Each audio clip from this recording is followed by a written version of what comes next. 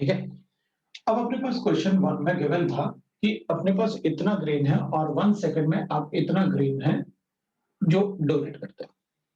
इसको अपन ऐसे कर लेते हैं ग्रेन की जगह, चलो रुपीस लिख लेते हैं। और आप इतना रुपीस डोनेट करते हो 1 सेकंड में, 1 सेकंड में। तो अपन क्या करेंगे? ठीक है, 10 to the power of 10 grains मतलब rupees is donated in 1 second। तो इतना रुपीस मतलब मेरे पास अगर होता 10 की पावर 23 ग्रेन्स, तो इतना रुपीस कितने सेकंड में डोनेट कर लेता मैं? हाँ तो ठीक है, यूनिटरी मेथड लगा देते हैं। सो 1 बाय हो गया 10 to the power of 10 और मल्टीप्लाई कर दूंगा 6.023 into 10 की पावर 23। लो भाई, इतने सेकंड्स में आप डोनेट कर लोगे, कर लेंगे ना? अब सेकंड्स को ईयर्स में कन्वर्ट करना आता है आपको? सेकंड्स को मिनट में कन्वर्ट करना आता है क्या? Yes sir. हाँ सर। तो 1 by 10 to the power of 10 into 6.023 into 10 की पावर 23 इतने सेकंड्स लगेंगे। तो अपन क्या करेंगे, इसको 60 से डिवाइड कर देते हैं, तो इतने मिनट्स हो गए फिर, है ना? एक और 60 से डिवाइड कर लेते हैं, तो फिर ये आवर्स हो गए। अब आवर्स आ गए तो 24 से डिवाइड करते हैं, तो डेज बन गया, वो बन गया ना डेज। अब डेज बन गया तो 365 से मल्टीप्लाई करते हैं, तो क्या बन गया? ईयर। ईयर। अपना काम हो गया। समझ में आया जिसने पूछा था उसको? Yes sir. लो भाई, तो अपन को कैसे कन्वर्ट करना था, थोड़ा सा यूनिटरी मेथड अपन को लगाना सीखना पड़ेगा। अब एक और बात, जिस स्टूडेंट ने यूनिटरी मेथड अगर अच्छे से नहीं पढ़ा है स्कूल में पहले, तो वो यूनिटरी मेथड पढ़ेगा भाई, बिल्कुल जरूरी है यूनिटरी मेथड पढ़ना, ठीक है ना? तो अपन उसको सॉल्व कर लेंगे। Question number 5, find the number of total number of nucleons present in 12 gram of carbon 12 atoms. ठीक है, 12 gram of carbon atom, carbon 12 atom मतलब कार्बन का आइसोटोप जिसका एटॉमिक मास ये है, तो इज इक्वल टू 1 मोल होता है ना, 1 mole. Yes sir. Yes sir. 1 mole का मतलब हो गया इज इक्वल टू 6.023 into 10 की पावर 23 कार्बन एटम्स। लिख दूं? Yes sir. अच्छा बताओ, हाँ, न्यूक्लियस क्या होते हैं? Sir proton plus proton electron proton neutron. Plus अच्छा तुम ये बोल रहे हो कि जो न्यूक्लियस में प्रेजेंट होते हैं वो न्यूक्लियस होते हैं? Yes sir. यस। तो कार्बन के प्रोटॉन हो गए 12 और नहीं, कार्बन का प्रोटॉन हो गया 6 6। और न्यूट्रॉन हो गया 6, क्योंकि दोनों मिला के होने चाहिए 12। Yes sir. अच्छा बताओ, आपके पास इतने कार्बन एटम्स हैं तो न्यूक्लियॉन्स कितने हैं? इंटू 12। इंटू 12 से मल्टीप्लाई करें। लो भाई अपना 12 आंसर आ गया, लो भाई अपना आंसर आ गया, ये आपने पूछा था मुझसे। समझ में आया ना? ठीक है, अब आपने मुझसे पूछा क्वेश्चन नंबर 6। ये तो कार्बन, ये तो था। अब इसको 12 से मल्टीप्लाई कर देते हैं एवोगैड्रो नंबर को, तो आपका आंसर आ जाता। सर एक बार आप वो फिर से समझा सकते हो, 2 ग्राम एटम्स ऑफ Na और 2 ग्राम ऑफ Na एटम्स, वो वाला। ले ले ले ले 2 gram atom of sodium is equal to 2 moles of sodium is equal to 23 into 2 gram of sodium। ठीक है, 1 मोल 23 ग्राम होता है, तो 2 मोल्स इतना तो हो गई, पक्का? अब लिखा हुआ 2 ग्राम ऑफ, पहले सोडियम लिखा फिर एटम लिखा। इसमें पहले एटम लिखा था, ग्राम एटॉमिक मास पहले लिखा था, एटम बाद में सोडियम, इसमें पहले सोडियम बाद में एटम, मतलब मेरे पास 2 ग्राम सोडियम है भाई। इसका मतलब है 2 ग्राम एटम ऑफ सोडियम, मतलब 2 मोल्स ऑफ सोडियम। इसमें लिखा, इसमें तो साफ साफ लिखा हुआ 2 ग्राम ऑफ सोडियम एटम, मतलब मेरे पास 2 ग्राम सोडियम एटम है।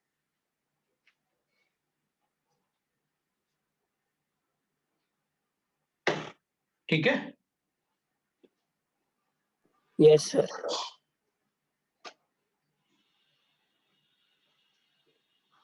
तो अपने पास अगर 2 ग्राम सोडियम एटम है तो अपन लिखेंगे 2 बाय 23 मोल्स ऑफ सोडियम। लो भाई अपने पास आ गया। मुझे लगता है कि तुम्हारा वो डाउट क्लियर हो गया जिसमें तुमको हेजिटेशन था, पक्का? सर। बोलो सर वो 2/23 कैसे आया? वो तो weight in gram divided by इतना वेट गिवन है ना, तो हाँ, weight in sir. Gram Given mass divided by by atomic atomic mass होता ना। Yes, sir. Yes, sir. लो भाई सब कुछ समझ में आ गया, ठीक है ना। अब हटा दूं, अब अपन इसको हटा देते हैं भाई।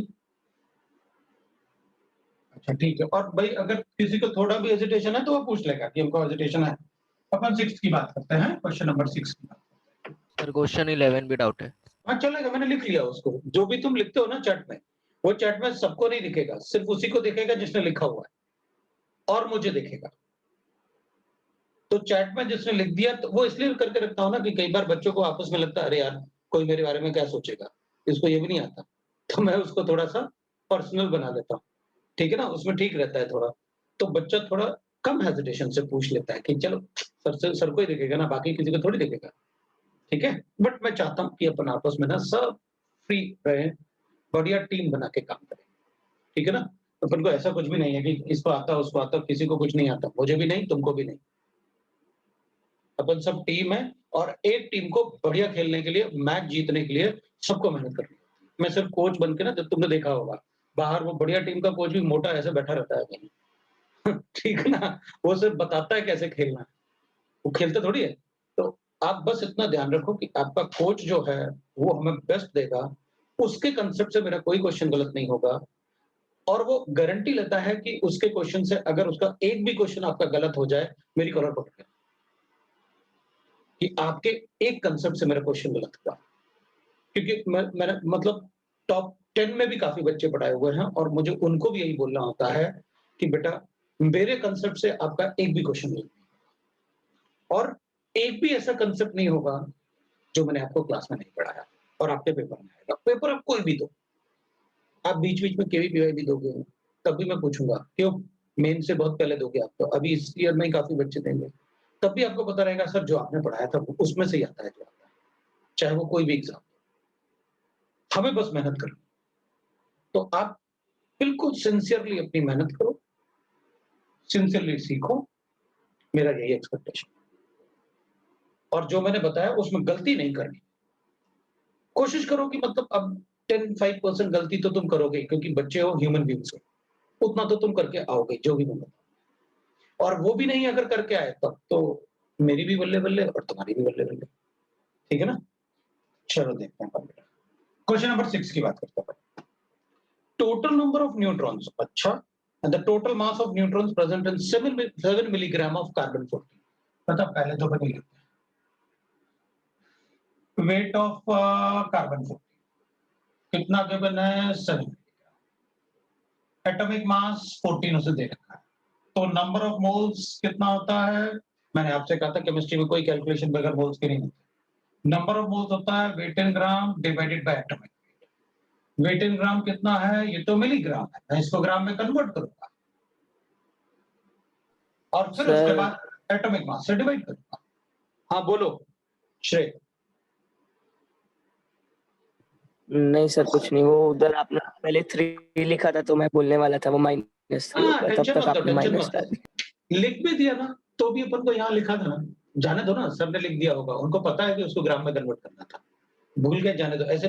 अब तुम लोग थोड़े दिन बाद अपने आप ही ये सीख जाओगे कि अगर सब चीजें सही चल रही है ना, कहीं कुछ भूल गए ना सर, तो वो जब कैलकुलेशन करेंगे तो मुझे याद आ जाएगा, अरे यार कैलकुलेशन में ये करना है। बिल्कुल टेंशन मत लो, आप कंसेप्ट पर ध्यान दो बस, कि कंसेप्ट मुझे चाहिए आपका।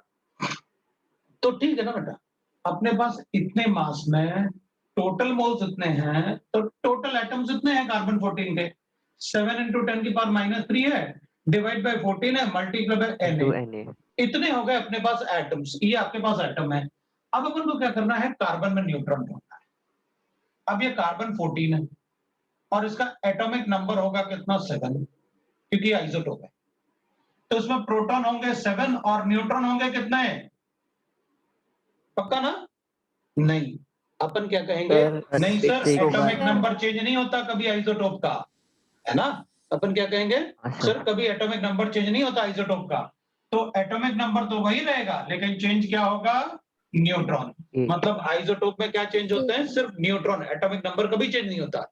बस यही अपन को गलती नहीं करनी है, आपका आंसर जरूर आएगा। तो मैं 7 into 10 की पावर -3 कर लेता हूँ, डिवाइड बाय 14 है, इंटू Na, इतने एटम्स थे मेरे पास और एक एटम में 8 न्यूट्रॉन्स, एक एटम में 8 न्यूट्रॉन्स है, तो अपना हाँ बिल्कुल number of neutrons is equal to होता है, वो अपन को बता रहे हैं, mass number minus atomic number, atomic number is number of protons, वो अपन को पता, ठीक है ना।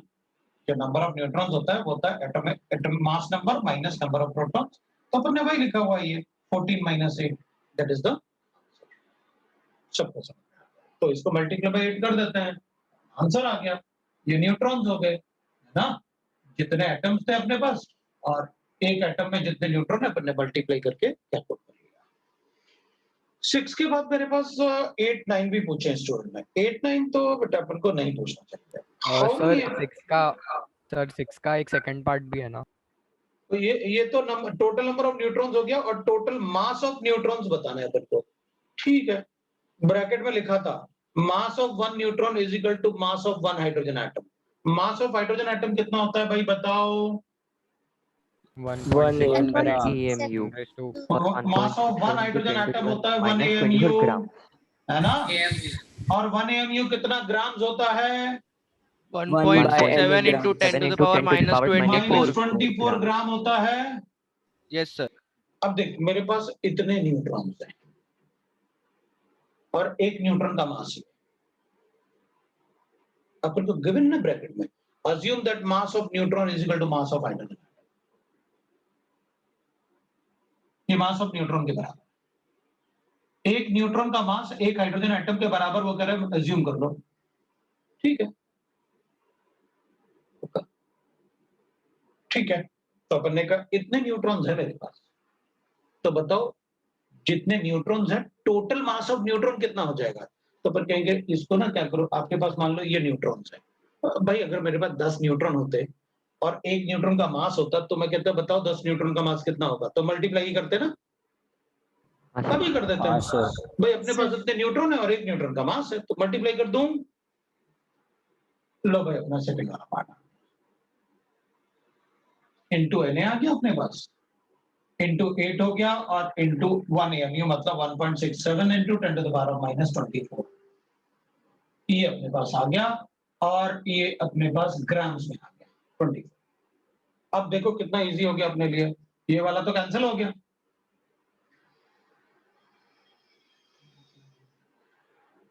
हाँ सर। देखो Yes, sir. एक और बात ध्यान रखना है, आप लोग मुझसे ये भी सीख रहे हो कि सर ना देखो सर यहाँ कैंसिल भी नहीं करते, वो तो 1/2 वो तो ऐसे सारा लिखते लिखते चलते रहते हैं, राइट ना। तो अपन कहेंगे क्या, यहाँ पर मेरा देखो कितना सारा पड़ता है, सर आपने क्या कैंसिल किया? Na को कैंसिल किया ना इससे, एक्चुअली ये वाला वैल्यू 1/Na होता है ना, 1 AMU हाँ यस सर हाँ। सीखा था ना अपन ने, और ये 2 और 4 से कैंसिल कर दिया, चलो भाई अपना आंसर आ गया 4 into 10 to the power minus 4 milligram, 0.004 gram. Milligram बोल तो दिया, वो ग्राम था तो चलेगा, ठीक है। अब अपन क्वेश्चन नंबर 8 की बात करेंगे भाई, किसी ने मुझसे क्वेश्चन नंबर 8 पूछा है, जरा जल्दी से क्वेश्चन नंबर 8 पढ़ो जिसने पूछा था।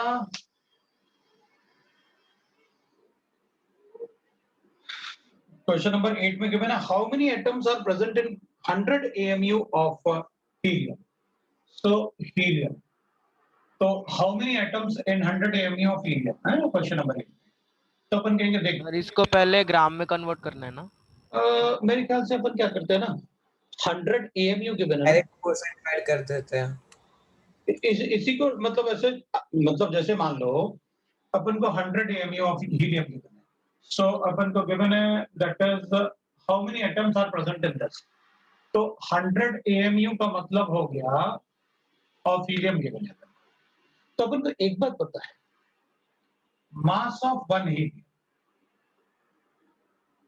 Is equal to 4 AMU, yes sir. हाँ सर। तो mass of 100 helium 25 AMU, 25। Yes sir. Yes sir 25। ठीक है।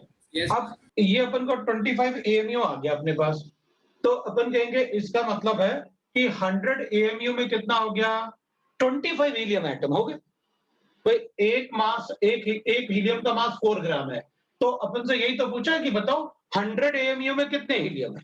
25। 25 हीलियम अच्छा एटम्स। हाँ वही और सर हीलियम। आप फिर से एक्सप्लेन कर सकते हो? अच्छा देखिए एक बात फिर से कर दूंगा, मुझे क्या पता। अच्छा तुम एक बात बताओ सर मुझे। अगर वैसे ग्राम में कन्वर्ट करके और फिर किया तो नहीं नहीं चलेगा? नहीं नहीं, क्यों बेटा ग्राम में क्यों कन्वर्ट करें? अब तुम मुझे एक बात बता, अच्छा श्रेय देख, एक बात बताओ तुम मुझे, what is the atomic mass of helium? 4 AMU। MU 4 gram. 4 gram sir. 4 ग्राम। ग्राम। और ये 1 मोल का मास है। यस सर 6 तो मास ऑफ 1 हीलियम एटम बताओ। 4 AMU। ग्राम को एएमयू में लिखते हैं तो एटम का मास होता है ना, अपन सबको पता है, यस अपन सर। सबको पता है ना। अब यार एक बात बता, एक हीलियम का एटम का मास है 4 AMU, वो बच्चा पूछ रहा है पता है 100 AMU में कितने हीलियम एटम है? ये तो पूछा कुछ क्वेश्चन में खुद से।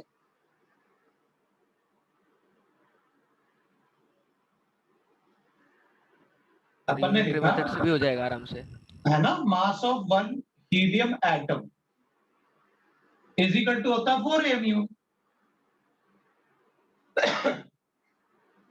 तो बताओ 100 AMU में कितने हीलियम एटम है? Therefore, number of helium atom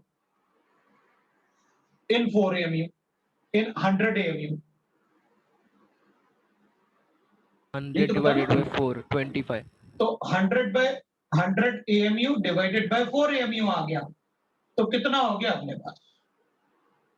low 25 atom. 25 items. आ गया ना। ये तो यूनिटरी मेथड था, सीधा सीधा। अपन क्यों उसको बोले पहले ग्राम में कन्वर्ट करते हैं, फिर मोल्स में कन्वर्ट करते हैं, फिर मोल्स के बाद उसको मल्टीप्लाई करते हैं एवोगैड्रो नंबर से। फालतू में उतना सारा कैलकुलेशन करेंगे और आएगा 20। सर तभी क्लिक नहीं होता इसलिए ग्राम में किया था अरे पहले। चलेगा चलेगा चलेगा, अभी मेरे लिए तो यही इंपॉर्टेंट है कि तुम कर पा रहे हो। मोल्स मतलब ऐसे ना, अगर तुम कर पा रहे हो मेरे लिए वही इंपॉर्टेंट है। तुम किसी भी तरीके से अगर उसको हैंडल कर पा रहे हो तो मेरे लिए काफी है। एटलीस्ट यू आर ट्राइंग ना, you are handling the things. अगर आप थोड़ा सा ट्राई करोगे ना हैंडल करने का, तो अब पता चल गया अरे यार एएमयू गिवन होता तो सीधा सर ने बताया था कि एटॉमिक मास को एएमयू में लिख के बता देना कि वो एक एटम का मास है, तो अब बताओ टोटल गिवन सैंपल में कितने एटम होंगे। हो जाएगा अब तो मेरा, अब तो ध्यान रखूंगा इस बात को। दूसरा अपन से पूछा है क्वेश्चन नंबर 9 भी किसी ने पूछा है, the density of the liquid mercury is given to. तो density is equal to 13.6 gram per centimetre cube मतलब पर ml। और मुझे इसमें how many atoms of mercury, अरे ये तो मर्करी का डेंसिटी गिवन है भाई, है ना, क्वेश्चन नंबर 9 में। So density of mercury is this, how many moles of atoms are present in 1 litre of metal. तो वॉल्यूम मुझे गिवन है 1 लीटर। क्या करें? मास निकाल सकते हैं हम। मास अपन कहेंगे निकाल देख लेंगे। भाई, अगर मुझे मोल्स ऑफ मर्करी चाहिए तो मुझे weight in gram of mercury चाहिए और मॉलिक्यूलर वेट ऑफ मर्करी चाहिए, चाहिए ना। हाँ तो sir. Yes, sir. Wait in ग्राम किसका चाहिए? मर्करी का। मर्करी का मुझे डेंसिटी गिवन है और मर्करी का मुझे वॉल्यूम। वॉल्यूम। तो मैं क्या करूं, इसको डेंसिटी इनटू वॉल्यूम कर देता हूं और मॉलिक्यूलर वेट डिवाइड कर लेता हूं। पक्का ना? ऐसे कर लेंगे। हाँ Yes, सर। अब एक बात बताओ, आप मॉलिक्यूलर वेट को किस यूनिट में यूज करने वाले हो? ग्राम में। मर्करी का ग्राम। मॉलिक्यूलर मास वैसे 200.2 200.5 होता है, तो मैं इसको 200 ही ले लेता हूं, ऐसे कर देता हूं। 200.5 होता है तो अपन 200 ले लेते हैं मॉलिक्यूलर वेट ऑफ मर्करी। अब डेंसिटी क्या गिवन है? 13.6 ग्राम पर ml, है ना। और वॉल्यूम कितना गिवन है? 1 लीटर। अब हम कहेंगे यार ये तो यूनिट यूनिट कुछ गड़बड़ नहीं हो रहा है भाई, हमें सिर्फ ग्राम बचाना है और इसको कैंसिल करना है एमएल को, तो वॉल्यूम को एमएल में कन्वर्ट कर दो। ये लो भाई, इसको 1000 लिखते हैं और ये भी एमएल हो गया, और ये ग्राम पर एमएल का मतलब है नीचे एमएल आ जाएगा, एमएल एमएल कैंसिल हो गए, मेरे पास बच गया ये 13.6 इंटू 1000, ये हो गया ग्राम और डिवाइड हो गया 200 से, मेरा काम हो गया भाई। तो आंसर आ गया अपना, खाना बड़ा इजी। अगर अपन को किसी का डेंसिटी गिवन है, किसी का वॉल्यूम गिवन है, दिमाग में हमेशा घूमना चाहिए density is equal to mass upon volume. मैं ये कर सकता हूँ, ये अपने दिमाग में हमेशा चलना चाहिए। मेरे ख्याल पर से ये बोलो। मॉलिक्यूलर वेट तो पता नहीं ना मर्क्यूरी का, तो वो दिया तो नहीं है क्वेश्चन में। सर वो- दिया तो वो अगर नहीं भी गिवन होगा तो भी अपन को में दिया हुआ है, दिया हुआ है। उस पेज के टॉप में। पेज के टॉप में दिया हुआ है सर। देखो अब सब लोग मतलब इतना मतलब देखना पड़ेगा ना, ये तो पेज के टॉप पे दे तो रखा है। ये बात तो सही है, मुझे लग रहा था क्वेश्चन में नहीं गिवन को कोई बात नहीं, लेकिन पेज के टॉप पे तो दे रखे हैं सारे एटॉमिक मासेस जो भी अपन को चाहिए, और एग्जाम में भी गिवन होता है। चलो अब अपन को 11th पूछा है आपने, तो मैं 11th वाले को सॉल्व करूंगा। 11th वाले में अपन को गिवन है average atomic mass of helium magnesium is given to me. अच्छा, मेरे पास ये मैग्नीशियम है और इसमें आइसोटोप थे और मुझे उसका मैग्नीशियम का एवरेज एटॉमिक वेट गिवन है। So average atomic weight of Mg is equal to कितना गिवन है भाई, 24.31 AMU लिखा है। कोई बात नहीं, मैं ग्राम में लिखूंगा तो मोल्स हो जाएगा, कोई बात। चलो भाई ठीक है, आप क्या बोलना चाहता है ये, this magnesium is composed of, ये मैग्नीशियम जो है it is composed of 79% of magnesium 24। अब वो कह रहा है मोल परसेंट, तो ठीक है मोल से कोरिलेट कर दूंगा, इसको ग्राम में लिख लूंगा तो मोल से कोरिलेट हो जाएगा। अब वो कह रहा है कि देख भाई, ये जो एवरेज मास है ना मैग्नीशियम का, ये मैग्नीशियम में मैग्नीशियम जो था 24 वाला वो 79% है। बहुत अच्छी बात है, कोई बात नहीं, बाकी भी बता दो तो फॉर्मूले लिख के क्वेश्चन सॉल्व कर दूंगा। फिर ये कह रहा है कि remaining 21% mole percent is 25 and 26। ठीक है, तो आप कह रहे हो कि इसमें भाई मैग्नीशियम 25 भी है और मैग्नीशियम 26 भी है, और ये दोनों मिला के कितने हैं 21%। तो ये तो बड़ी अच्छी बात हो गई मेरे लिए। मैं कहूंगा देख भाई, ये हो गया x%, तो ये हो जाएगा 21 माइनस x%। X। पक्का मुझसे x पूछा होगा। तो वो कह रहा है इसमें calculate the mole percent of magnesium 26। तो अपन कहेंगे यार ऐसे करते हैं, इसको 21 माइनस एक्स कर लेते हैं, इसको x, ताकि x आएगा तो फिर अपन को माइनस करके नहीं बताना पड़ेगा, वरना इसको भी सॉल्व करेंगे। पहले अपन x कैलकुलेट करते हैं, तो 21 माइनस एक्स इज 26 वाला, और x जो हो जाएगा 25 वाला अपन को पता चल जाएगा। तो फिर क्या करते हैं, इसको 21 माइनस एक्स, थोड़ा कैलकुलेशन अपने लिए इजी हो जाएगा, और इसको अपन x। लो भाई, अपन क्या करेंगे, अपन कहेंगे सीधा जो x आएगा ना वो अपना आंसर। आपने मुझे सीधा फॉर्मूला बताया कैसे कैलकुलेट करते हैं। Molecular mass average is equal to होता है A1x1 plus A1x1 A2x2 plus A2x2 plus A3 A3x3। अब A3x3 A3x3 क्योंकि 3 आइसोटोप थे, जब 2 आइसोटोप थे तो आप 2 के लिए बताते थे। समझ में आया। अब अपन क्या करेंगे, हाँ। इसको जो वैल्यू है ना, तो मॉलिक्यूलर मास एवरेज अपन लिख लेते हैं। अब ये वाला वैल्यू तो अपन को गिवन है तो इसको लिख ही देते हैं। अब ये जो वैल्यूज है ना, ये मोल परसेंट है, मतलब मोल्स में, तो इसको अपन क्या करेंगे ग्राम में लिख लेते हैं। 24.31 ग्राम अज्यूम कर लिया ताकि अपन मोल परसेंट ले।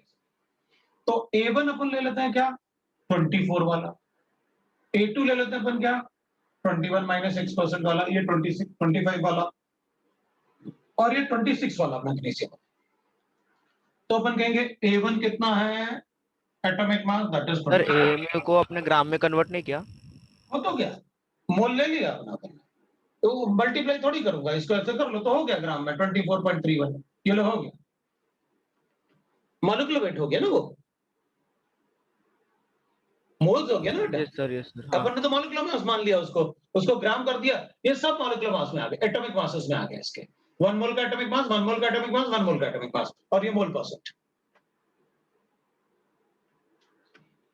समझा ना, मतलब ऐसे नहीं करना है मुझे कि पहले मैं इसको मल्टीप्लाई करूं एम। अब तुम क्या करते हो, तुम ये कह रहे हो सर इसको ना ऐसे कर दो, देखना तुम ऐसे करो, 24.31 AMU था, आप इसे ऐसे लिखो 24.31 इंटू 1.67 इंटू 10⁻⁻24 ग्राम्स।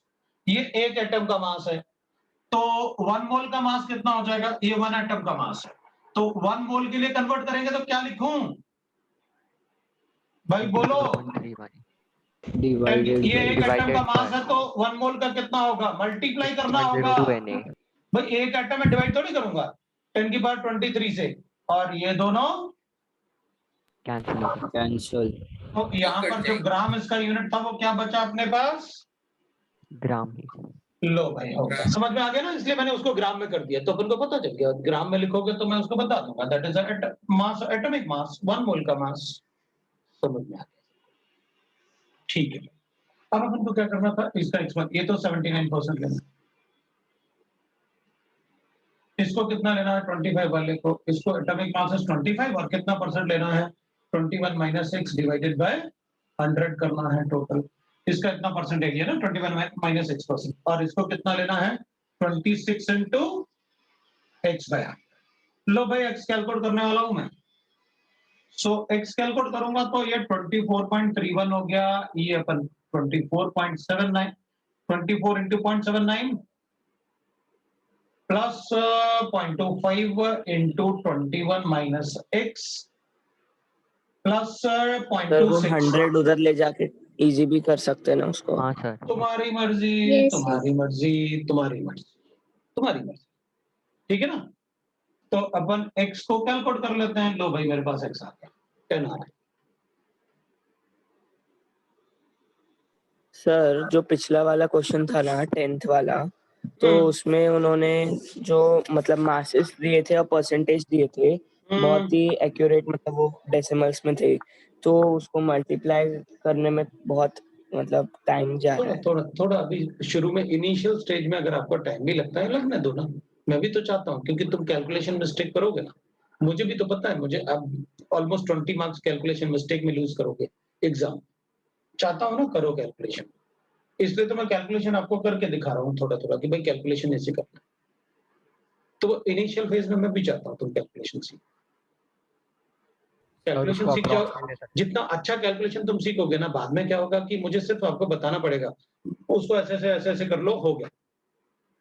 फिर तो मैं ओरली बता दूंगा ना, यार देखना एक 79% है, बाकी दोनों मिला के 21, एक को x ले ले, दूसरे को 21 माइनस एक्स, एवरेज निकाल के कैलकुलेट करते हैं। इतना ही तो बोलना पड़ता है मुझे। आप कहते हैं सर छोड़ दो, मैं कर लूंगा, आपने बता दिया, लेकिन अभी कैलकुलेशन लिख के बताना पड़ेगा मुझे। तो अभी तो आपको अप्रॉक्स नहीं ले सकते थे हाँ अप्रोक्स लिखेंगे ना, उसमें जो मोलर मासेस गिवन है ना, सर 10th वाले में। 10th वाले, हाँ अप्रोक्स करेंगे ना। मैं तो उसको 34.9689 है ना, 35 कर दूंगा, 36.9656 है ना। सर ऐसे ले सकते हैं अप्रोक्स। ऑब्वियसली बात है, अभी तुम कैलकुलेशन देखना मैं कैसे कैसे करूंगा। आप देखना मैं कैलकुलेशन कैसे करता हूँ, जो बड़े बड़े कैलकुलेशन आएंगे उन कैलकुलेशन में बताऊंगा मैं कि कैसे कैलकुलेट करते हैं अप्रॉक्स लेके, और आंसर आसपास लेके आएंगे अपन, बताऊंगा मैं आपको कैसे कैलकुलेट करना है। क्योंकि सिर्फ कंसेप्ट से भी मेरा काम नहीं चलेगा ना, मुझे सारी चीजें ही बतानी होगी आपको। मुझे सारी चीजें, इवन ये लिखा हुआ इसका लॉग बता दो वो भी बताऊंगा, और मतलब मुझसे पहले बता दोगे आप, थोड़ी देर में सीख जाओगे तो, मतलब जब सीख जाओगे तो मुझसे पहले बता दोगे कि ये है सर उसका लॉग, अब चिंता मत। अब 10th क्वेश्चन में फोन नंबर जैसा कैलकुलेशन है। 10th क्वेश्चन, हाँ 10th क्वेश्चन में तो कैलकुलेशन तो करना पड़ेगा, नंबर्स बड़े डेंजरस है ना। 75 की जगह 76 जैसे ले लेंगे अपन, और 24 ले लेंगे, इसको थोड़ा सा मतलब एडजस्ट करेंगे उस टाइप से करेंगे। सर एक डाउट बोल। सर, वो 10th वाले क्वेश्चन में ऐसे कोई क्वेश्चंस होंगे जिसमें ऐसा अप्रोक्सीमेट सॉरी एक्यूरेट वैल्यू दिया रहेगा, तो उसको एक्यूरेट ही लेना है या फिर राउंड ऑफ कर सकते नहीं, अपन ऑप्शन पे डिपेंड करेगा क्या given है। क्योंकि जब अगर कोई सब्जेक्टिव क्वेश्चन देंगे तो वो अपन को इस टाइप के नहीं देंगे, इतना ज्यादा कैलकुलेशन नहीं देंगे। भाई एक स्टूडेंट को केमिस्ट्री का पूरा पेपर करने के लिए 1 आवर ही तो मिलेगा, तो ये थोड़ी कहेंगे कि आप कैलकुलेशन करते रहो। फिर धीरे धीरे प्रैक्टिस करके आपको ये पता चल जाएगा कि किसके आसपास, जैसे दोनों का मास मुझे पता है, क्लोरीन के मास 35.5 होता है,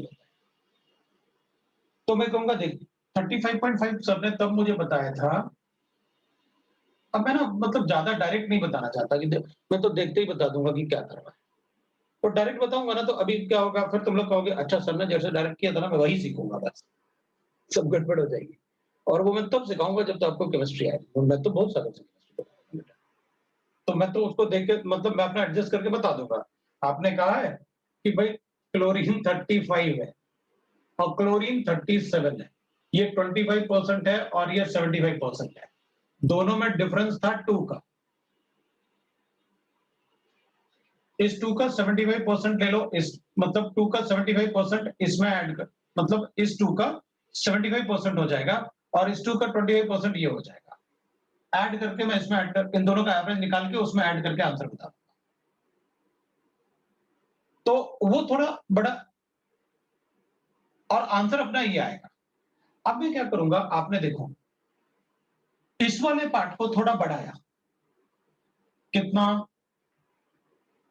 75.7, और इस वाले पार्ट को जो 25% था ना, इसको आपने थोड़ा कम किया, कितना 24.2, मतलब इसको आपने कम किया, इसको बढ़ाया, मतलब मैं इसका वेटेज ज्यादा रखूंगा।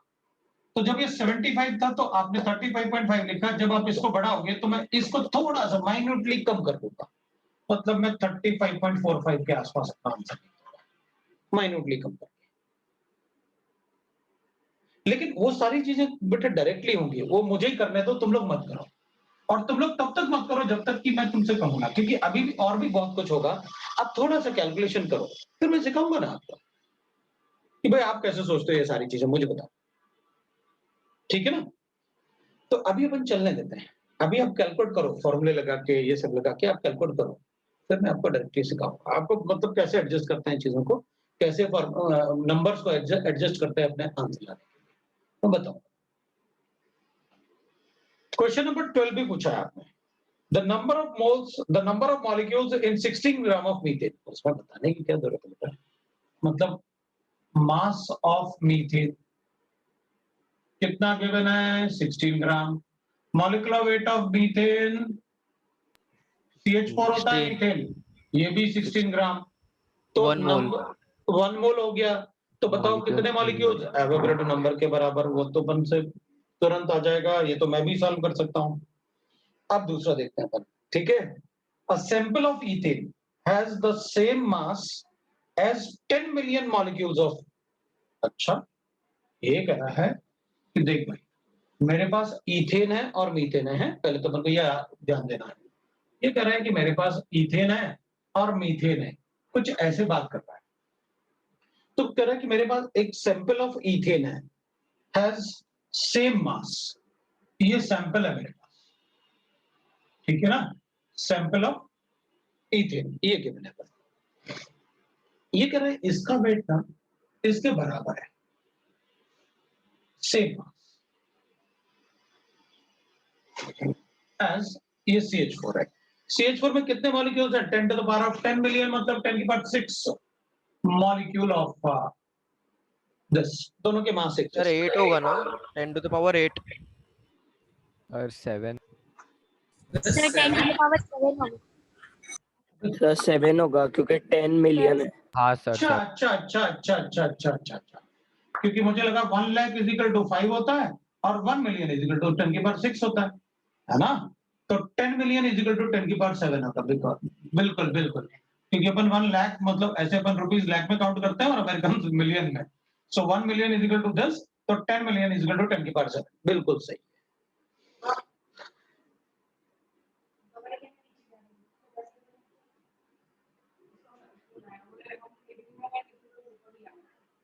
तो तुम्हारी इसको पूछना पैसे ले जाओ,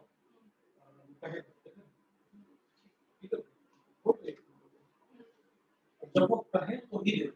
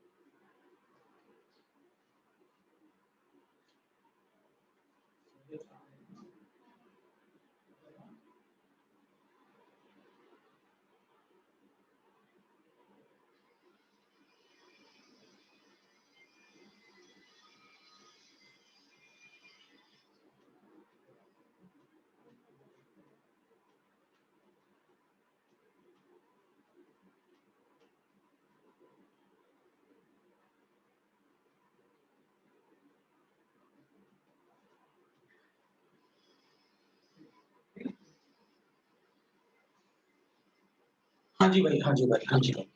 अब अपन क्या बोल रहे थे? 10 million molecules of methane, how many C2H6 molecule does the sample contain? ठीक है, वैसे अपन से कोई पूछेगा तो अपन मिलियन में ही बताने की कोशिश करेंगे कि कितना मिलियंस होगा। अब देखना अपन क्या करेंगे। अपन को ये पता है दोनों का मास एक जैसा है, अपन क्या करते हैं, मास एक जैसा है तो मास में कन्वर्ट कर लेते हैं ना गिवन मॉलिक्यूल्स। अब देख, मैं क्या करूंगा, मुझे पता है weight in gram divided by molecule is equal to होगा number of molecules divided by Na। पक्का ना? अपन सबको पता है। हाँ Yes, सर। sir. इसको कैलकुलेट कर लेते हैं और अपन को अज्यूम कर लेते हैं कि इसका भी इतना ही वेट है, गिवन तो है सेम मास। अब देख, ये x हो गया या w कर लेते हैं, w हो गया, ये 16 हो गया, ये 10 के पावर 7 हो गया और ये n हो गया। इसका वेट आ कितना आ गया?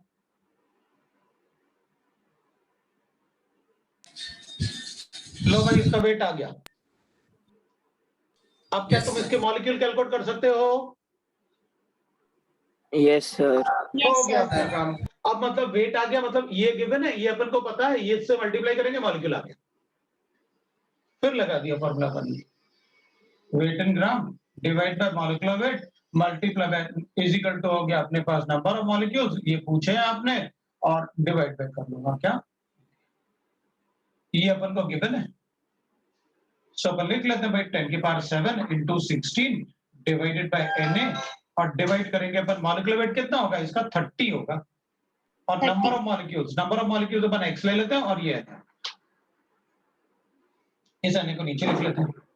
10 की power 7 into 16 divided by 30 into Na, और इज इक्वल टू हो जाएगा x by Na। कितना इजी हो गया ना, इसलिए मैं Yes, sir. वो कैलकुलेशन नहीं करता पहले। इसको अपन ऐसे लिख लें, यस सर। मैं मिलियंस में बता दूंगा उसे, इस वाले पार्ट को हटा लूंगा और बाद में अपन कहेंगे जो आंसर आएगा x को मिलियन में बता देंगे। तो ये 30 को कैंसिल करें अपन, ये तो गया, और ये 3 और 3 5 जा 15.33 5.3। 5.33 मिलियंस बता दूंगा।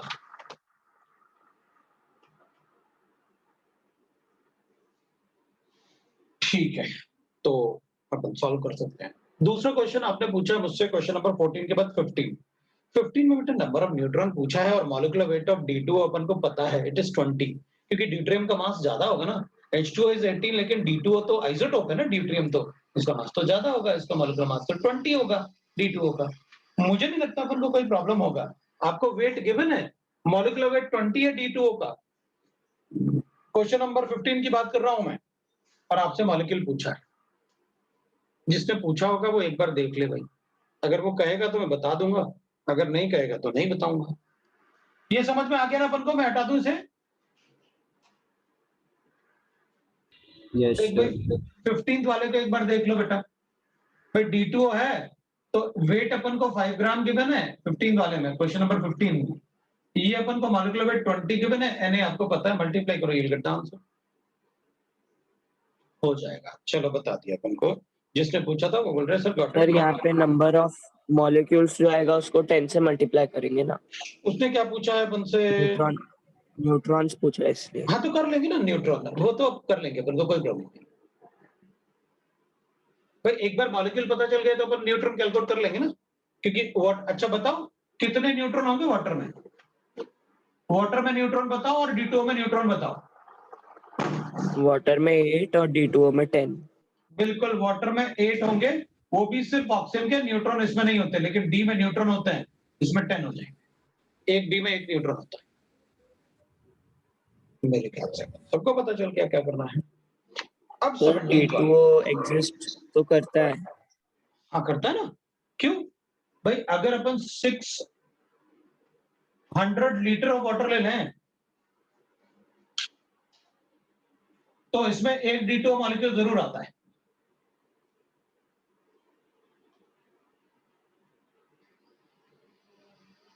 सर आप फिर से एक्सप्लेन कर सकते हो? नहीं नहीं, अबे मैं तो सीधे ये बोल रहा हूँ, घर में जो अपने पास पानी आता ना टैप में, अगर उसमें अपन 600 लीटर ऑफ वाटर निकाले ना उससे, तो उसमें एक D2O मॉलिक्यूल आता है, मतलब नेचर में भी एग्जिस्ट करता है हैवी वाटर। मेरा मतलब ये है, मतलब सी में भी होता होगा हैवी वाटर। हाँ होता है ना, 600 लीटर वाटर में एक D2O मॉलिक्यूल होता है। मतलब वो ओके सर। फैक्ट बता रहा हूँ मैं तुम्हें, फैक्ट, कोई कंसेप्ट नहीं बता रहा मैं, फैक्ट बता रहा हूँ कि ऐसा नेचर में D2O एग्जिस्ट करता है नेचर में। ये फैक्ट बता रहा हूँ मैं आपको, कोई कंसेप्ट थोड़ी बताया मैंने तो आपको फैक्चुअल चीजें बताई, ठीक है ना। वो था। अब क्या करना है अपन को,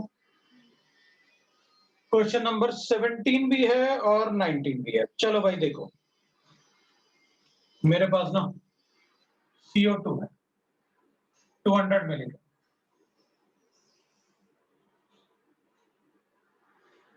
और इसमें X मॉलिक्यूल है, सब्सट्रैक्ट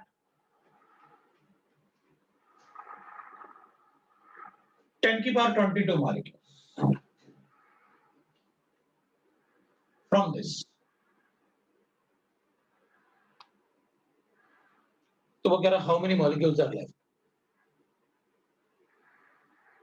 ठीक है। तो अपन से पूछा sir can be drink D2O, हाँ क्यों, लेकिन आइसोटोप होगा, बॉडी में बहुत प्रॉब्लम क्रिएट करेगा, मतलब अपना ब्लड का फ्लो स्टॉप होना, तो थिकनेस बढ़ जाएगा ब्लड का, तो धीरे धीरे रुक जाएगा। तो जैसे कोरोना में हो रहा ना लंग्स में सब कुछ, वो कोरोना क्या कर रहा है कि वो ऑक्सीजन को पकड़ ले रहा है, ब्लड का थिकनेस बढ़ा दे रहा है, तो धीरे धीरे अपन लेजी हो जाता है, और उसके बाद ऑक्सीजन की सपोर्ट की जरूरत पड़ती है। तो D2O पीने से भी आपको ऑक्सीजन सपोर्ट की जरूरत पड़ेगी। चलो अच्छा ठीक है, 200 मिलीग्राम में मॉलिक्यूल कैलकुलेट कर देते हैं, मिलीग्राम है ना, ग्राम में कैलकुलेट करो ना, weight in grams divided by molecular weight, है ना, इज इक्वल टू होगा नंबर ऑफ मॉलिक्यूल्स और डिवाइड बाय, यानी ये हो गया भाई। तरह क्या करें, वेट गिवन है 10 की पावर -3, मॉलिक्यूलर मास अपन को पता है, Na से मल्टीप्लाई करते हैं और इक्वल टू कर लेते हैं number of molecules, number of molecule calculate कर देते हैं। तो इसमें से ना जो अपने पास आएगा मॉलिक्यूल, जो ये नंबर ऑफ मॉलिक्यूल आया, इसमें से इतने मॉलिक्यूल बाहर निकाल देते हैं, कर देते हैं मॉलिक्यूल्स लेफ्ट। कितने हैं अपने पास, कैलकुलेशन करना पड़ेगा मुझे, तो 1 sir by 2.73 2.7 into into 10 to the power 10 to the 21. power 21। लो भाई 10 की पावर 21 आ रहा है, ये मतलब आंसर बता दिया, ये वाला पार्ट आ रहा है। सर Sir, ये वाला number of part molecules. Number of अच्छा ठीक है, मॉलिक्यूल्स। थैंक यू, वही चाहता था मैं। तो ये 10 की पावर 21 अपन ने माइनस कर लिए, तो इसमें कॉमन ले लेते हैं, 10 की पावर 21 कॉमन ले लिया, तो बचा क्या अपने पास 2.7 - 1, लो भाई 1.7 into 10 की पावर 21, लो आंसर आ गया, इतने मॉलिक्यूल्स बचे हुए हैं। ठीक है, मेरे ख्याल से ठीक है। चल अब एक दूसरा क्वेश्चन, सबको समझ में आया राइट ना। अब मैं क्वेश्चन नंबर 19 बता रहा हूँ। क्वेश्चन नंबर 19 में मुझे गिवन है, if from 10 moles of NH3, 10 moles of NH3, 5 moles of H2SO4, 5 moles of H2SO4, ठीक है भाई, all the hydrogen atoms are removed, ठीक है, अभी हटा देता हूं। तो मैं इनसे हाइड्रोजन एटम रिमूव करूंगा, तो जितने मोल्स इसके होंगे ना, अगर इसके 10 मोल्स हैं, तो मेरे पास इससे जो हाइड्रोजन आएगा ना,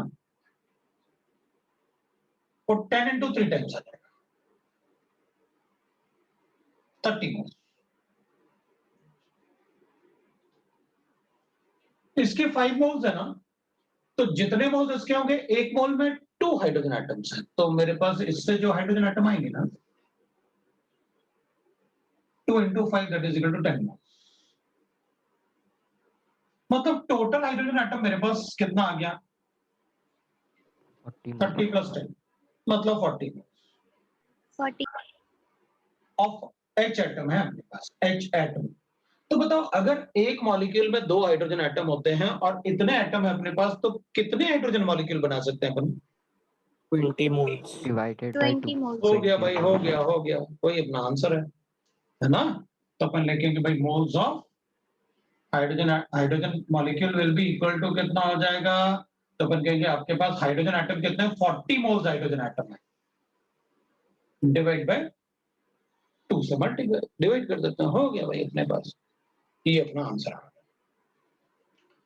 अब मुझे लगता है कि अपन को कोई प्रॉब्लम नहीं है, अब अपन ऑब्जेक्टिव की बात भी कर सकते हैं। ऑब्जेक्टिव की बात करनी है नहीं करनी है? Next Yes. क्लास में करेंगे। नेक्स्ट क्लास में करेंगे। और वो विशाल बेचारा वो सोच रहा होगा कि मैंने ऑब्जेक्टिव ही किए थे और सर ने वो डिस्कस किए थे। नहीं सर, मैंने सब्जेक्टिव किया था, ऑब्जेक्टिव नहीं किया मैंने। अच्छा तूने ऑब्जेक्टिव नहीं, कोई था ना, किसका क्या नाम था उसका? सर मैंने दोनों किए थे। अच्छा, तो कोई था ना अपने क्लास में जिसने मतलब उसने एक ही पार्ट किया था ना? तो चलो कोई बात नहीं, अब अपन ऑब्जेक्टिव नेक्स्ट क्लास में डिस्कस करेंगे। और कुछ हो सकता है मैं एक्स्ट्रा भी होमवर्क दे दूं क्योंकि अपन पढ़ भी रहे हैं आज, ठीक है? चलो, तो अपन लास्ट टाइम कुछ गैसेस के बारे में पढ़ रहे थे ना अपन गैसेस के बारे में, ठीक है Yes, ना? sir. लास्ट टाइम अपन गैसेस के बारे में पढ़ रहे थे और मैंने आपसे कहा था कि गैसेस के बारे में कि भाई अपन को ना the measurable properties of gases अपन को पता है क्या होता है, what are the measurable properties of gases, ठीक है? तो मेजरेबल प्रॉपर्टीज ऑफ गैसेस में आपने कहा था प्रेशर, वॉल्यूम, टेम्परेचर, ऐसे बताया था। और pressure, volume, temperature and number of mole, these are the measurable properties of gases and number of moles, ये मतलब अपन ने 4 प्रॉपर्टीज लिखे थे जिनको अपन मेजर करेंगे, ठीक है?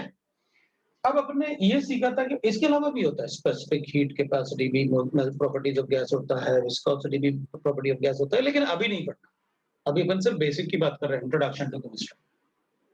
इन चारों में से किसी दो में रिलेशन बनाओ, दो को कांस्टेंट रखो, किसी भी दो में रिलेशन बनाओ, दो को कांस्टेंट रखो, किसी भी दो में रिलेशन बनाओ, दो को कांस्टेंट रखो, तो we get different gas laws. तो अपन किसी दो में वो रिलेशन ऐसे- बनाएंगे। तक्ष कुछ पूछा बेटा? सर वो n number of moles है ना? Obviously pressure, volume, temperature and N is number of moles, ठीक है ना? तो ठीक है, अपन कहेंगे भाई ठीक है, आप गैस लॉस बना के दिखाओ इनमें कैसे। तो एक मतलब होता है बॉयल्स लॉ,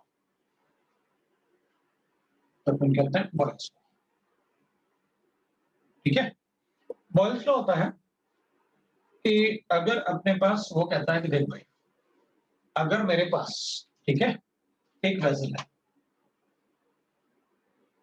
और उस वेसल में गैस प्रेजेंट है, उस वेसल में मैं एक मूवेबल पिस्टन लगाऊंगा, ये पिस्टन है, और यहां से उसमें मैं प्रेशर लगा सकता हूं जब जरूरत पड़ेगी। तो इसके अंदर गैस है, अज्यूम कर लेते हैं इसके अंदर 1 मोल गैस, इसका वॉल्यूम मुझे गिवन है, यहां तक कितना वॉल्यूम है उसको मैं V1 ले लेता हूं। अब मैं इसको अगर कंप्रेस करूंगा, अगर मान लो मैं इसको कंप्रेस करता हूं, तो कंप्रेस करने से अपन को ऐसे मिलेगा भाई ये गैस जो है वो ऐसे हो जाएगा। अगर आप कंप्रेस करोगे, अगर आप कंप्रेस करोगे तो यहाँ पर जो प्रेशर था P1 था और यहाँ पर प्रेशर P2 है, तो ऑब्वियसली बात है आपने कंप्रेस करने के लिए प्रेशर लगाया होगा, है ना? तो ये प्रेशर P2, तो आपने प्रेशर बढ़ाया होगा, साफ साफ दिख रहा है अपन को कि P2 is greater than P1। तो इसमें अब कंप्रेस करोगे तो नंबर ऑफ मोल्स थोड़ी चेंज होंगे, गैस के मोल्स तो 1 मोल ही होंगे, लेकिन वॉल्यूम चेंज हो जाएगा, यहाँ V1 होगा तो यहाँ वॉल्यूम V2 हो जाएगा। तो अपन कहेंगे देखो भाई आपने वॉल्यूम डिक्रीज किया ना तो प्रेशर बढ़ाया होगा, मतलब प्रेशर और वॉल्यूम में जो रिलेशन होगा वो इनवर्सली प्रोपोर्शनल होगा। अगर आप कंप्रेस करोगे तो प्रेशर बढ़ाना पड़ेगा और वॉल्यूम क्या होगा, डिक्रीज होगा। Number of moles is constant, लेकिन जब आप कंप्रेस करोगे तो पार्टिकल में कोलिजन ज्यादा होगा, कोलिजन ज्यादा होगा तो काइनेटिक एनर्जी बढ़ेगी, काइनेटिक एनर्जी बढ़ेगी तो टेम्परेचर बढ़ेगा, मतलब पार्टिकल में कोलिजन से टेम्परेचर बढ़ेगा।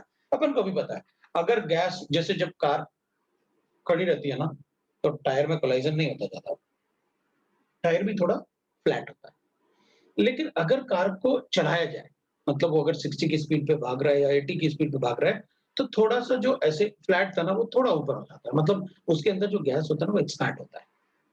और कभी-कभी होता है कि अगर टायर बहुत ज़्यादा है और समर्स वगैरह में वो ब्लास्ट भी हो सकता है। मैंने सुना हुआ है समर्स वगैरह में ब्लास्ट भी ज़्यादा होता है। ठीक है ना? तो अपन क्या करेंगे? अपन कहेंगे देख भाई, अगर आप कंप्रेस करोगे तो टेम्परेचर भी बढ़ रहा होगा। लेकिन अपन ने कहा भाई टेम्परेचर को ना कांस्टेंट रखो। आप मोल्स और टेम्परेचर को कांस्टेंट रखो। टेम्परेचर को कांस्टेंट कैसे रखें? तो अपन कहेंगे, अपन ने जब कंप्रेस किया ना, तो अपन बोल देते हैं नंबर ऑफ मोल्स कांस्टेंट है और इसके अंदर जो टेम्परेचर बढ़ा होगा ना, वो सराउंडिंग में लॉस्ट हो, सराउंडिंग में चला, मतलब टेम्परेचर भी कांस्टेंट लेना है। तो मुझे सिर्फ प्रेशर और वॉल्यूम के बारे में सोचना है, बिल्कुल। तो मैं कहूंगा ठीक है, अगर आप वॉल्यूम प्रेशर को बढ़ाओगे तो वॉल्यूम डिक्रीज होगा, मतलब प्रेशर और volume they are inversely proportional. Pressure को बढ़ाओगे वॉल्यूम कम हो जाएगा, वॉल्यूम को बढ़ाओगे तो एक्सपेंशन करोगे किसी का, तो गैस एक्सपेंशन करने से क्या होगा, छोटा वॉल्यूम में गैस का प्रेशर ज्यादा रहा होगा, अगर इसको एक्सपैंड करोगे तो गैस को ज्यादा वॉल्यूम मिलेगा तो उसका प्रेशर कम हो जाएगा। ये सी बात। तो अपन कहेंगे ठीक है भाई, बॉयल्स लॉ का मतलब हो गया एट कांस्टेंट टेम्परेचर। अब कंप्रेशन एक्सपेंशन में मोल्स तो वैसे भी चेंज नहीं हो सकते, तो अपन ऐसे लिख लेते हैं eight constant temperature, temperature the pressure exerted by any gas, the pressure exerted by any gas,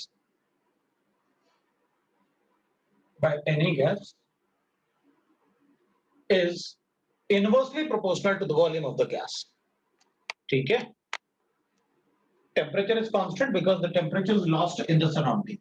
वो यहाँ पर जो टेम्परेचर बना था ना, तो temperature is lost in the surrounding, so इसका temperature is lost in surrounding, इसलिए अपन ने कांस्टेंट रखा उसको, है लॉस्ट इन सराउंडिंग। तो अपन ने कहा ठीक है भाई, टेम्परेचर तो बढ़ रहा होगा, लेकिन आपने अज्यूम किया ना कि टेम्परेचर लॉस्ट करना है अपन को सराउंडिंग में, और सराउंडिंग में लॉस्ट करने का मतलब है ये डायथर्मिक वॉल होगा, मतलब ये सराउंडिंग, अगर बाहर टेम्परेचर ज्यादा है तो गैस का टेम्परेचर बढ़ जाएगा, अगर इसका टेम्परेचर बढ़ेगा तो अंदर टेम्परेचर कम हो जाएगा, अगर इधर टेम्परेचर बढ़ेगा तो सराउंडिंग में लॉस्ट करके वो टेम्परेचर कांस्टेंट कर लेगा, वो अपन ने अज्यूम किया। ठीक है ना? तो the pressure exerted bye any gas, ये प्रेशर एक्सर्टेड है गैस से, gas is inversely proportional to the volume occupied by the gas. Proportional to the volume occupied by gas. Occupied by gas. This is the Boyle's law. तो Boyle's कहता है कि भाई pressure exerted by any gas is inversely proportional to the volume of the gas at constant temperature. Number of moles तो constant रहेगा ही रहेगा, obviously बात है, अपन को पता है कि नंबर ऑफ मोल्स कांस्टेंट।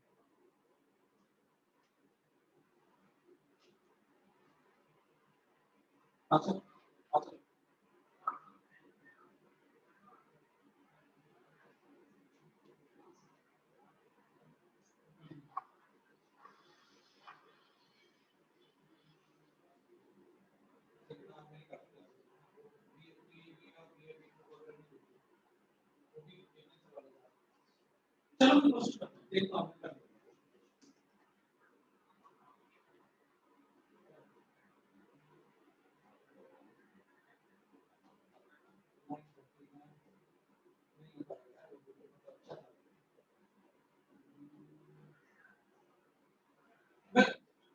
आप ऐसे बोलो, आप ऐसे बोलना, हाँ आज मैं इसको कर रहा हूँ, कल या परसों में शायद रेडी है, फिर ट्यूसडे को मुझे थोड़ा सा लीनियंट लगता है ना, सुबह लाइट डाउन, तो मैं ट्यूसडे को कर दूंगा।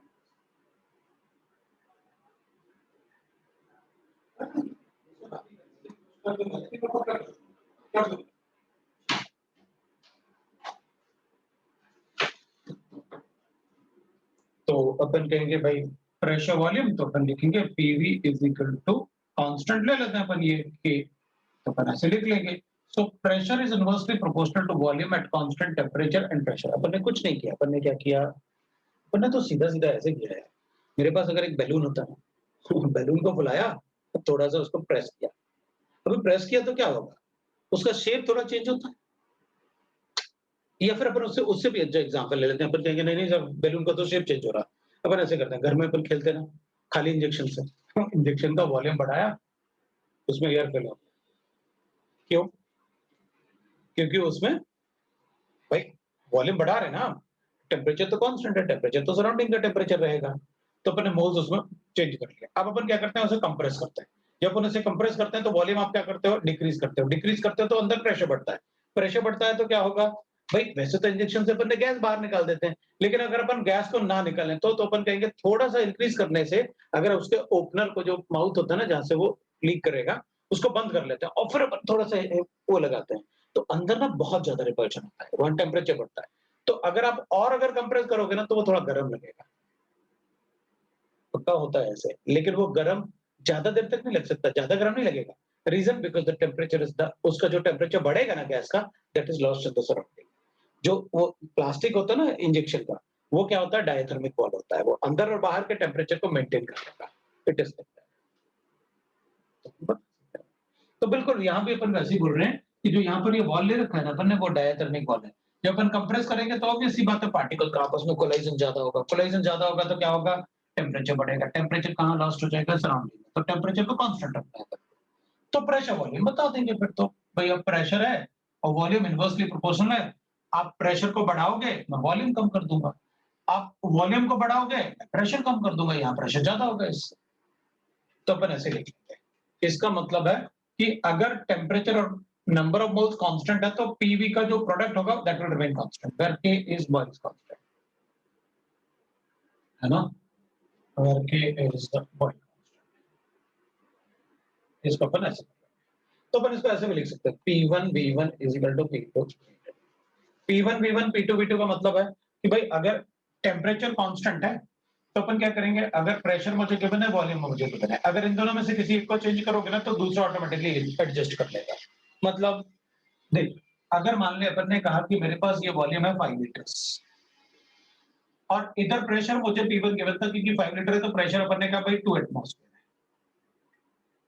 तो अपन कहेंगे ठीक है, बताओ अगर मैं प्रेशर को, मैंने आपसे कहा कि बताओ अगर मैं प्रेशर को बढ़ा देता हूं, और प्रेशर को बढ़ा के मैंने सपोज प्रेशर को कर दिया, सपोज कर लेते हैं अपन, मेरी मर्जी, मैं प्रेशर को 8 एटमॉस्फेयर कर, अब बताओ वॉल्यूम कितना होगा। तो अपन कहेंगे भाई ये दोनों तो इनवर्सली प्रोपोर्शनल है, टेम्परेचर कांस्टेंट रखना है। तो अपन क्या कहेंगे, अपन कहेंगे इसमें ना P1 V1 is equal to P2 V2 लगा देंगे कि अगर आपके पास प्रेशर पहले कितना था 2 एटमॉस्फेयर, वॉल्यूम कितना था 5 लीटर्स, अभी आपने क्या किया, प्रेशर कितना बढ़ा दिया 8, तो वॉल्यूम फिर हो जाएगा ये, तो V2 will be equal to 10/8 आएगा मेरे पास, मतलब 5/4 आएगा मेरे पास, मतलब 1/5 हो जाएगा, ये वॉल्यूम बचेगा। तो देखो अपन ने क्या किया, प्रेशर ना, आपने प्रेशर कितना टाइम, 4 टाइम बढ़ाया प्रेशर, मैंने 4 टाइम वॉल्यूम कम कर दिया, इसको 4 से मल्टीप्लाई करोगे 5 आएगा, आए ना, तो दे आर इनवर्सली प्रोपोर्शनल, आप जितना टाइम प्रेशर बढ़ाओगे मैं उतना टाइम वॉल्यूम कम कर दूंगा। That is what we call the Boyle's law, इसको अपन कहते हैं बॉयल्स लॉ। तो ठीक है भाई, इसका मतलब मुझे ये चेक करके रखना है कि कांस्टेंट क्या क्या बनेगा, अगर टेम्परेचर कांस्टेंट है तो मुझे पता है you are going to correlate the pressure and volume. दूसरा चेक करते हैं,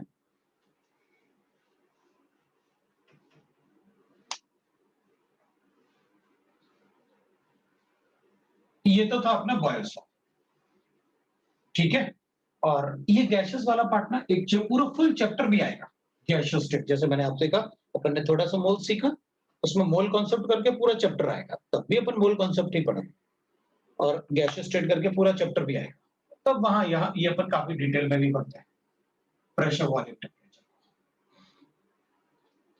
second we can write that Charles law.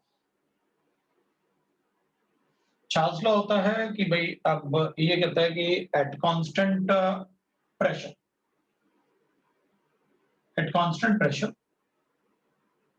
the volume occupied by any gas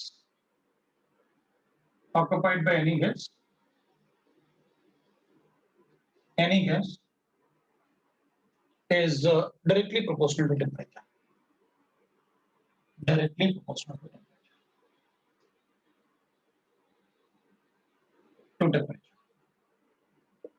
ठीक है भाई, आप प्रेशर को कांस्टेंट रखोगे तो मैं डायरेक्टली प्रोपोर्शनल टू टेम्परेचर बता दूंगा। मतलब आप मुझसे कह रहे हो कि भाई मैं volume occupied by any gas is directly proportional to temperature at constant pressure.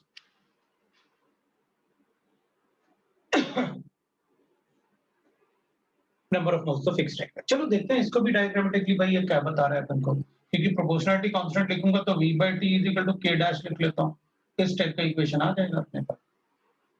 इधर कांस्टेंट k डाल देते हैं भाई, v is equal to k dash into t लिखा होगा आपने, तो आपने v by t is equal to k dash मुझे बता दिया।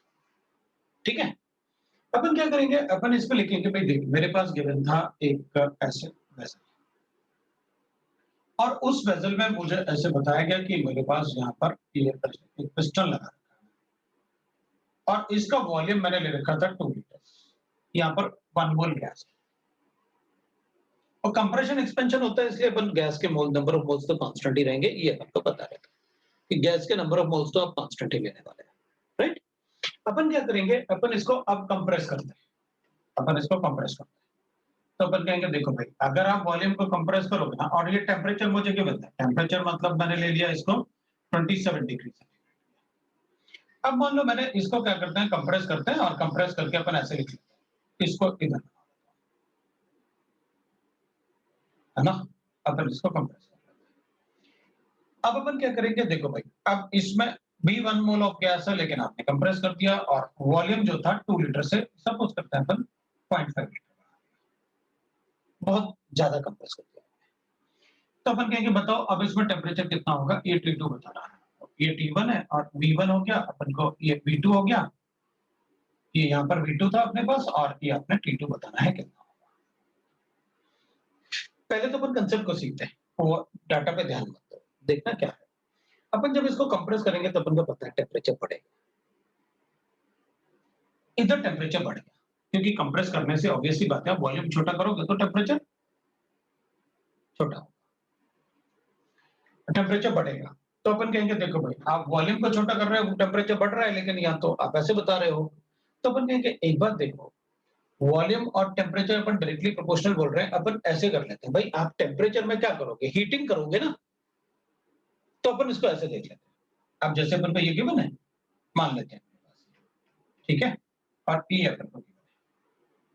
अगर मान लो अपन ने कहा कि ये पिस्टन है, ये वाला पिस्टन है जो इस पर रेस्ट कर रहा है, ये पिस्टन इस पर रेस्ट कर रहा है, ऐसे अपन को एक बात पता है, अगर मान लो मैं इसको एक पर्टिकुलर टेम्परेचर पे ले लेता हूं और इसको हीट करूं, तो बताओ क्या होगा।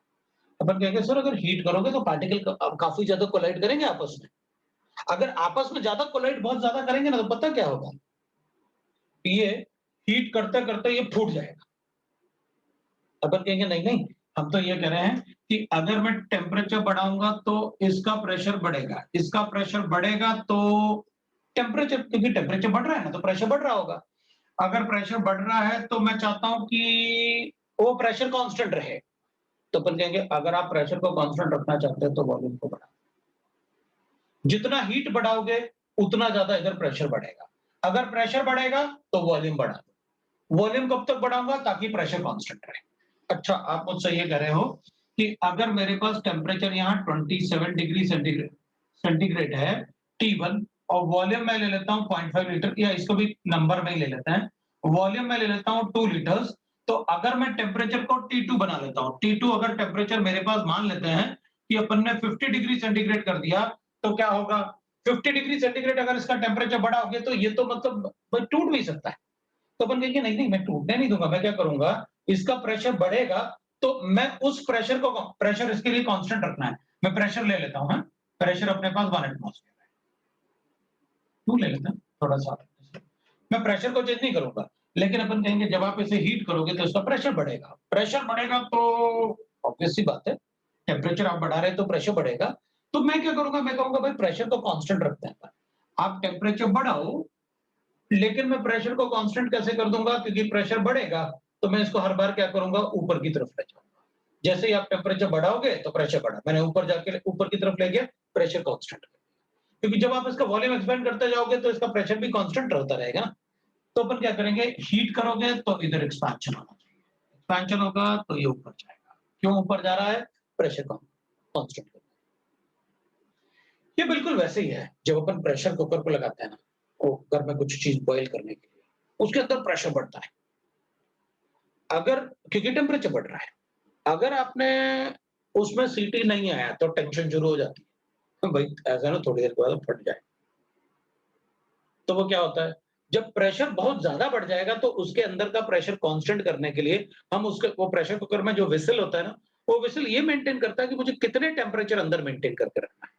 उससे ज्यादा अगर प्रेशर बढ़ेगा तो व्हिसल आ जाएगा, ऊपर अपने आप ऊपर चला जाता है। उसका एक वेट होता है, पर्टिकुलर वेट, उस वेट को जैसे ही वो प्रेशर उतना बढ़ेगा, वो उस वेट को उसको लिफ्ट कर देता है, तो वो व्हिसल आ जाता है। तो लिफ्ट करेगा कब तक, तो उसमें से उतना प्रेशर निकाल देता है ताकि प्रेशर कांस्टेंट रहे। फिर अपन कहते हैं भाई वो 3 व्हिसल तो कम से कम आने चाहिए। इसका मतलब वापस प्रेशर बढ़ेगा, फिर उतना प्रेशर जब ज्यादा बढ़ेगा तो मेंटेन करने के लिए वापस वो व्हिसल आ जाएगा। तो जैसे ही प्रेशर बढ़ेगा यहाँ पर, वो अपने आप ऊपर चला जाएगा सिलेंडर। क्यों? प्रेशर कांस्टेंट करने के लिए। या हम उसे कर देंगे कि भाई अपन जब इसे हीट करेंगे, अपन को पता है प्रेशर बढ़ रहा है, प्रेशर को कांस्टेंट करना है, तो अपन उतना प्रेशर को कॉम्पेंसेट करने के लिए वो आगे बढ़ा देंगे। ठीक है, कर देंगे।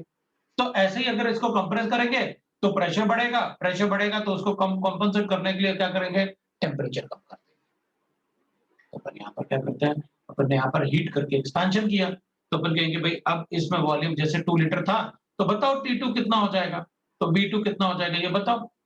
तो अपन वॉल्यूम को कैलकुलेट करके बता देते हैं कि भाई अगर आप टेम्परेचर को इतना बढ़ाओगे, मैं इसको ना 57 करने जा रहा हूँ। 57 करोगे अगर 27 से 57, वो इसलिए ऐसे किया थोड़ा अच्छा कैलकुलेशन हो जाए, क्योंकि इसमें टेम्परेचर को मैं ऐसे लिखने वाला हूँ ना,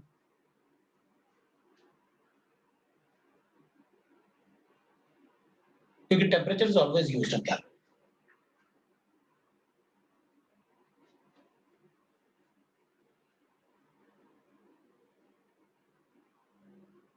temperature is always used in calculation, इसलिए मैंने इसको राइट। मेरे ख्याल से अपन ने शायद मैंने शायद गलत किया, मुझे ऐसे लग रहा है। आ गया। अच्छा चलो फिर ठीक है, इसमें अपन कहते हैं कि भाई V और T का रेशियो हमेशा कांस्टेंट रहेगा, तो अपन कहेंगे V upon T equal to V1 T1 कर लेते हैं, इसको V2 T2 कर लेते हैं। हाँ तो बताओ भाई क्या कैलकुलेट करना है। अपन कहेंगे हमने वॉल्यूम दिया था 2 लीटर और टेम्परेचर था 300 केल्विन। अब मैंने वॉल्यूम कैलकुलेट करना है, अगर मैं टेम्परेचर को कितना बढ़ा दूं 330 केल्विन पे, बताओ कितना हो जाएगा। मल्टीप्लाई कर देते हैं, ये लो, अब ये 30 है तो उसको 3 से कैंसिल कर लेते हैं, तो 3 10 जा 30 हो जाएगा, 3 11 जा हो जाएगा, तो 22/10 आ गया, आंसर आ गया। V2 इज इक्वल टू हो गया अपने पास 22/10, मतलब 2.2 ये हो गया। इतना लीटर बना दो तो कांस्टेंट आ जाएगा, कंपनसेट। समझ में आया सबको? ठीक है, उसमें समझने का क्या है, आप वॉल्यूम बढ़ाओगे, आप अब उसमें कहेंगे आप वॉल्यूम बढ़ाओगे, मैं टेम्परेचर बढ़ा दूंगा, क्योंकि प्रेशर अपन को कांस्टेंट रखना था, तो बढ़ा दिया अपन ने, कोई प्रॉब्लम नहीं। अब अपन बात करते हैं एक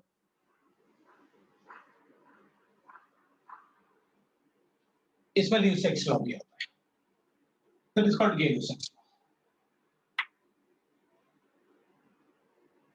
वैसे गे-ल्यूसेक्स लॉ अपन को ज्यादा इंपॉर्टेंट नहीं होगा, लेकिन फिर भी अपन इसे पढ़ेंगे। इसमें एट कांस्टेंट अपन कहेंगे भाई वॉल्यूम, अच्छा इसमें वॉल्यूम ही कांस्टेंट रखना है, ठीक है रखेंगे। The pressure exerted bye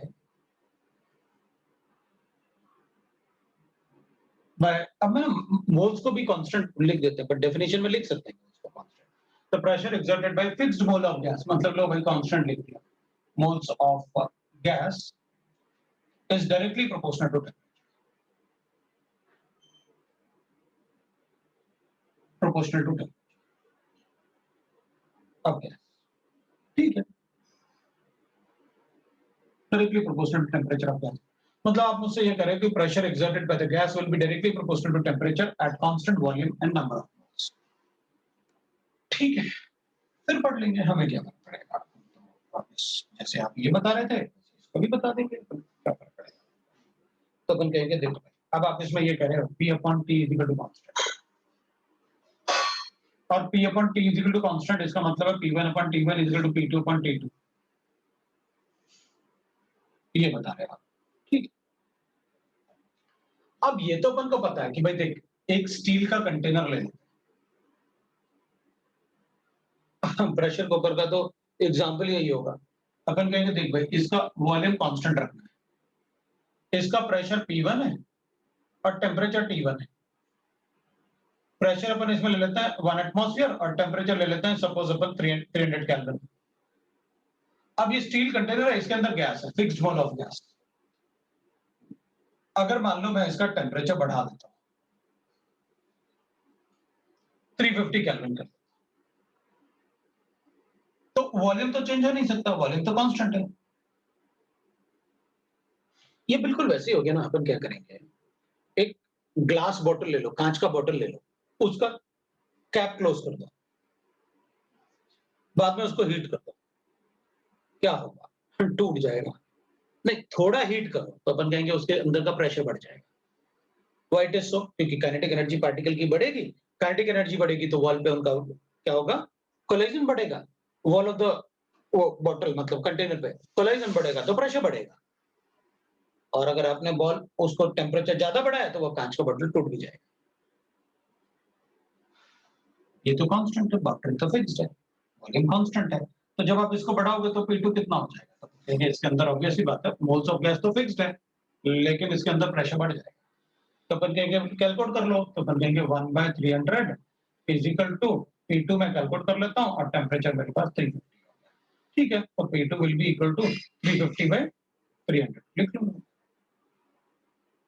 7/6 uh, pressure बढ़ गया टेम्परेचर बढ़ाने से, तो पता चल गया। ठीक है, इतना एटमॉस्फेयर आ जाएगा, ये प्रेशर बढ़ गया। That is Gay Lussac's. अब इसके बाद we used to write that Avogadro's law. एक और लॉ तो पढ़ना है, that is called Avogadro's law. Fourth, तो fourth one is Avogadro's law, तो पढ़ लेते हैं अपन। So that is Avogadro's.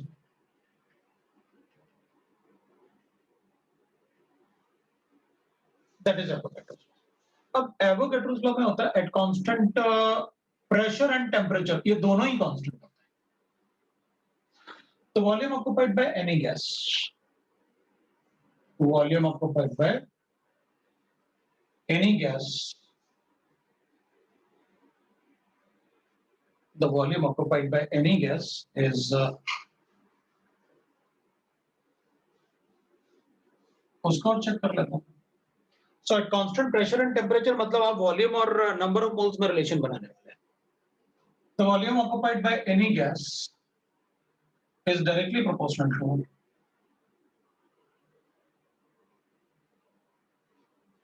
Number of moles of gas. ठीक है, so volume is directly proportional to number of moles बोल रहे हैं, मतलब V by N is equal to constant लिखूंगा और लिखूंगा तो V1 upon N1 is equal to V2 upon N2। ठीक है, बताओ भाई कोई एग्जांपल अच्छा सा। मैंने कहा मेरे पास एक ऐसे वेसल है। अब वेसल क्या, इसमें अपन बैलून का एग्जांपल ले लेते हैं। Balloon of 2 litre capacity, 2 litre capacity, ये बैलून है अपने पास। इसमें ना 2 मोल्स ऑफ गैस, या मोल्स ऑफ गैस थोड़ा ज्यादा कर लेते हैं, 3 मोल्स ऑफ गैस। इसका मतलब है N1 इज इक्वल टू हो गया 3 और V1 इज इक्वल टू हो गया 2। इसको प्रिक करना है पहले। अगर प्रिक करोगे तो गैस बाहर निकलेगा। तो अपन क्या करेंगे, ये वॉल्यूम ऐसा होगा, ये 0.5 लीटर होगा, ये V2। फिर अपने बंद कर दिया वो फूट, बंद किया तो मैंने कहा बताओ N2 कितना होगा, इसके अंदर कितना नंबर ऑफ मोल्स बचेगा, बता देंगे। प्रिक किया तो गैस बाहर निकलेगा, तो प्रेशर कम होगा, टेम्परेचर तो एटमॉस्फेयर।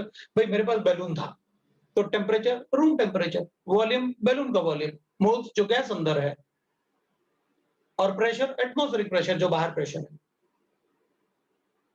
अच्छा, जब उसको प्रिक किया तो अपन को पता है कि भाई एटमॉस्फेरिक प्रेशर उस पर ऐसे कंप्रेस करेगा तो उसमें से गैस बाहर निकलेगी, गैस बाहर निकलेगी तो अपन कहेंगे वॉल्यूम छोटा होगा, वॉल्यूम छोटा होगा, temperature room temperature, pressure room का प्रेशर, कांस्टेंट है ना दोनों, रूम का प्रेशर थोड़ी चेंज हो जाएगा। तो फिर अपन कहेंगे भाई वो छोटा होगा तो उससे गैस बाहर निकल रही होगी। तो अगर मान लो वो छोटा होकर 0.5 लीटर का बचा हुआ है तो बताओ कितना गैस बाहर निकल गया, तो अपन कहेंगे ठीक है वॉल्यूम 2 लीटर था, नंबर ऑफ मोल्स 3 था। अभी वॉल्यूम कितना हो गया, इधर लिखते हैं, उधर V1 अपन N1 is equal to V2 अपन N2 है अपने पास। तो V1 कितना था 2 बाय नंबर ऑफ मोल्स, अभी वॉल्यूम कितना किया आपने 0.5, तो नंबर ऑफ मोल्स N2 कितना बचा हुआ है कैलकुलेट कर देंगे। N2 इज इक्वल टू अपन आपने वॉल्यूम कितना कर दिया 1/4 कर दिया ना, मोल्स भी मैं 1/4 कर दूंगा, तो इसमें अपन N2 लिखेंगे तो अपन को आएगा 1.5 डिवाइडेड बाय कितना 3 आया ना, 2 आया अपने पास, ये आ जाए 3 से मल्टीप्लाई किया 2 लेके 0.75 मोल्स बच गए। लो भाई ये अपना आंसर आ गया।